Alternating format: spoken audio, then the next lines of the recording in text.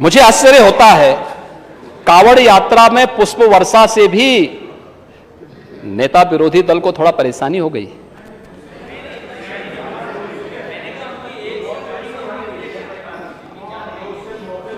आपने तो कावड़ यात्रा को बैन ही कर दिया था, हमने तो चालू कर दिया। और हमारी सरकार है, हमारी उत्तर प्रदेश सरकार अपने अन्नदाता किसानों के साथ खड़ी है। किसी भी किसान का बाढ़ से या सूखा से अगर कोई नुकसान होता है तो सरकार उसके साथ खड़ी होगी, उसको हर स्तर पर मदद करेगी। और ये पहली बार हुआ है कि अन्नदाता किसानों के साथ सरकार पिछले 6 वर्ष के अंदर हुई, और इसी का परिणाम है कि 6 वर्ष के अंदर किसी किसान को अपने खेत में गन्ना नहीं जलाना पड़ा, किसी किसान को आत्महत्या करने के लिए मजबूर नहीं होना पड़ा, किसी किसान को प्रदेश के अंदर पलायन करने के लिए मजबूर नहीं होना पड़ा, और प्रदेश के अंदर किसी भी किसान को बड़ा आंदोलन करने की नौबत नहीं आई। प्रदेश भर के गन्ना किसानों को, 65 लाख गन्ना किसानों को इस बात के लिए आश्वस्त करता हूं कि प्रदेश सरकार उनके गन्ना मूल्य का ससमय भुगतान करने के लिए पूरी तरह प्रतिबद्ध है, और कोई भी किसानों के साथ आज अन्याय नहीं कर पाएगा। प्रदेश ने इस दिशा में और भी प्रयास प्रारंभ किए हैं, जैसे इथेनॉल उत्पादन में 12 से 17 के बीच में कुल 42 करोड़ लीटर ही इथेनॉल का उत्पादन हुआ, और आज हम अकेले एक वर्ष में 153.71 करोड़ लीटर का इथेनॉल उत्पादन कर रहे हैं। देश के अंदर उत्तर प्रदेश चीनी उत्पादन में नंबर 1 पर है, इथेनॉल उत्पादन में नंबर 1 पर है। और अभी हम लोगों ने छाता की पुरानी चीनी मिल के स्थान पर एक इंटीग्रेटेड शुगर कॉम्प्लेक्स की परमिशन दी है। देवरिया में भी बेतालपुर के लिए हम लोगों ने सुप्रीम कोर्ट से अनुमति मांगी है। जैसे हमें परमिशन मिलेगा, एक इंटीग्रेटेड शुगर कॉम्प्लेक्स के निर्माण की कार्रवाई हम लोग वहां भी करने जा रहे हैं। अन्य जगहों पर भी इस प्रक्रिया को हम आगे बढ़ाएंगे। किसान की आमदनी को बढ़ाने के लिए सरकार के स्तर पर ये सभी प्रयास प्रारंभ किए गए हैं, और सरकार अन्नदाता किसानों के हित के लिए इसे तेजी के साथ आगे बढ़ाने के लिए तैयार है। और हमारी सरकार ने तो 2017 में आते ही सबसे पहला काम ही यही किया था, अन्नदाता किसानों के कर्ज माफी का। सपा के कुशासन से त्रस्त वे किसान जो आत्महत्या कर रहे थे, कर्ज के तले दब चुके थे, उन सभी को से मुक्त करने के लिए उस समय प्रदेश सरकार ने लाखों किसानों के कर्ज माफी की कार्रवाई को आगे बढ़ाया था, और सरकार उस दिशा में निरंतर प्रयास कर रही है। उत्तर प्रदेश जैसे राज्य की स्थिति जो है, वह देश के अंदर अन्य राज्यों की तुलना में बहुत बेहतर स्थिति में है। महोदय, जहां उत्तर प्रदेश की बात करते हैं, उत्तर प्रदेश देश का और संभवतः दुनिया का पहला ऐसा भूभाग है जहां पर 86 से 90% भूभाग कृषि योग्य भूमि वह सिंचित है। नहरों से, सरकारी नलकूपों से और निजी नलकूपों से भी उन्हें आच्छादित करने का प्रयास वहां आच्छादित किया गया है।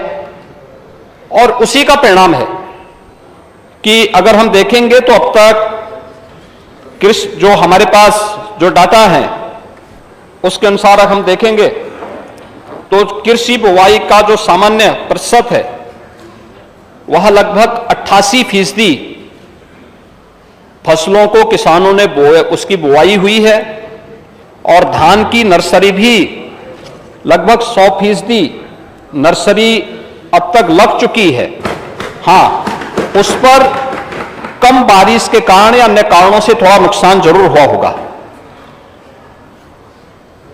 उस पर सरकार अपने स्तर पर सरकार की कार्रवाई आगे बढ़ रही है। महोदय, उत्तर प्रदेश की जो एक विशिष्टता है, इसी का परिणाम है। सिंचाई की अतिरिक्त सुविधा होने, अतिरिक्त विकल्प होने का परिणाम क्या है? देश के कुल कृषि योग्य जो भूमि है वो 11% भूमि उत्तर प्रदेश के अंदर है। देश की आबादी का 16% आबादी उत्तर प्रदेश में निवास करती है, लेकिन देश की कुल खाद्यान्न आपूर्ति यानी खाद्यान्न का जो उत्पादन है उत्तर प्रदेश में 20% होता है। यानी 11% कृषि योग्य भूमि पर उत्तर प्रदेश का अन्नदाता किसान 20% अन्न उत्पादन करता है। और 20% अन्न उत्पादन का मतलब यह दिखाता है कि उत्तर प्रदेश के किसान ने अपने परिश्रम से, अपने पुरुषार्थ से उत्तर प्रदेश को आगे बढ़ाने में अपने स्तर पर किसी भी प्रकार की कोताही नहीं की। सरकार लगातार इस दिशा में अपने स्तर पर प्रयास कर रही है कि किसानों को अधिक से अधिक सुविधाएं दे सकें, और इस दिशा में जो सरकार के स्तर पर अब तक प्रयास प्रारंभ हुए हैं, इसमें अगर हम बाढ़ और सूखा से संबंधित बात करें, प्रदेश ने गत वर्ष की तुलना में अगर आप देखेंगे, इस वर्ष ही अब तक प्रदेश ने उन किसानों को मुआवजा देने का कार्य प्रारंभ किया है जो पहले चरण में आपदा की चपेट में आए हैं, और उन्हें अभी तक किसान ने मुआवजा देने की कार्रवाई प्रारंभ कर दी है। और इस सरकार लगातार इस दिशा में 2017 से ही कार्य कर रही है। अगर हम देखेंगे 2017 में 61,320 किसानों को लगभग 60 करोड़ रुपए का मुआवजा, यानी सूखा या बाढ़ के कारण जिन किसानों को नुकसान हुआ था वो मुआवजा सरकार ने उपलब्ध करवाया था। इसी प्रकार से 2018-19 में भी प्रदेश के 3,84,113 किसानों को 212 करोड़ रुपए से अधिक का मुआवजा उपलब्ध कराया गया। इसमें ज्यादातर जो मुआवजा था वह सूखा से संबंधित था। सूखे से पीड़ित जो किसान थे उन लोगों को यह मुआवजा उपलब्ध करवाया गया। प्रदेश सरकार ने 19-20 में भी 64 करोड़ 32 लाख का मुआवजा अन्नदाता किसानों को उपलब्ध करवाया गया। ये बाढ़ के कारण जो पीड़ित किसान थे उन लोगों को। 20-21 में भी प्रदेश सरकार ने 120 करोड़ का मुआवजा किसानों को उपलब्ध करवाया था। यह 3,62,600 से अधिक किसानों को बाढ़ से जिनकी फसलों को नुकसान हुआ था उन किसानों को उपलब्ध कराया। 21-22 में भी प्रदेश सरकार ने 475 करोड़ रुपए 13,94,900 से अधिक किसानों को बाढ़ के कारण और ओलावृष्टि के कारण जो उन्हें फसल को नुकसान हुआ था उसके लिए उन्हें कंपनसेशन दिया। 22-23 में भी प्रदेश सरकार ने 427 करोड़ रुपए प्रदेश के 12,14,000 से अधिक किसानों को मुआवजे के रूप में वितरित किए, जिनमें बाढ़ और ओलावृष्टि के कारण, अतिवृष्टि के कारण जिन किसानों को नुकसान हुआ था उसके लिए कंपनसेशन दिया है। और अब तक 8,400 से अधिक किसानों को प्रदेश सरकार बाढ़ के कारण जो क्षति हुई है उसका कंपनसेशन उपलब्ध करवा चुकी है। मुझे आश्चर्य होता है, कांवड़ यात्रा में पुष्प वर्षा से भी नेता विरोधी दल को थोड़ा परेशानी हो गई।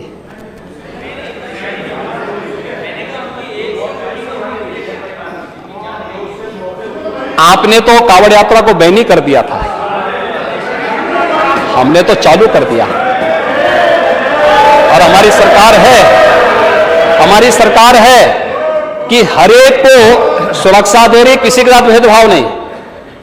यही सरकार है केवल संवाद बनाती है, सड़कों पे कोई नमाज नहीं होती है। सड़कें आवागमन के लिए, नहीं, मैं आ रहा हूं ना, जन्माष्टमी को भी आप लोग रोक दिए थे जी। अरे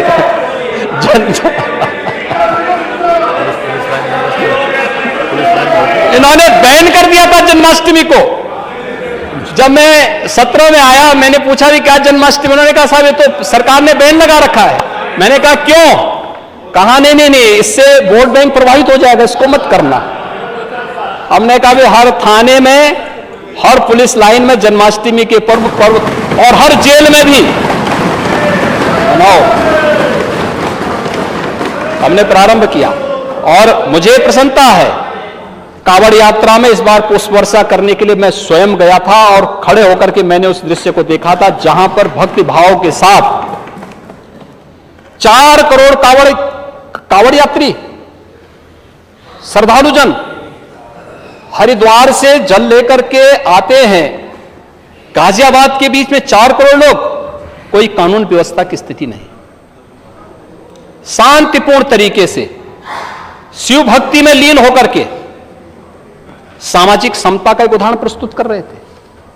उसमें तो उनकी किसी ने जाति नहीं देखी, वे तो हर जाति के लोग थे, हर तबके के लोग थे। बहुत सारी जगह बहुत सारे लोग आए थे, लेकिन नेता विरोधी दल को परेशानी है इस सब में। ये पुष्प वर्षा क्यों हो रही है? ये पुष्प वर्षा से उनको परेशानी है। परेशानी इस बात से नहीं कि किसी और से हो, क्योंकि उनके समय में बैन हो गया था, लेकिन यहां खुल चुका है। पर्व और त्योहार शांतिपूर्ण तरीके से मनाए जा रहे हैं। प्रदेश में शांति और सौहार्द है और कहीं कोई दिक्कत किसी को नहीं, किसी समुदाय को नहीं। उनकी परेशानी सांड से नहीं, उनकी परेशानी इल्लीगल स्लॉटर हाउसेस के बंद होने से है, क्योंकि इल्लीगल स्लॉटरिंग ये जन स्वास्थ्य के लिए भी खतरनाक था और अन्नदाता किसानों के पेट पे लात मारने जैसी स्थिति थी। ये उन किसानों के साथ अन्याय था, लेकिन ये लोग उससे भी इनको परेशानी होती है।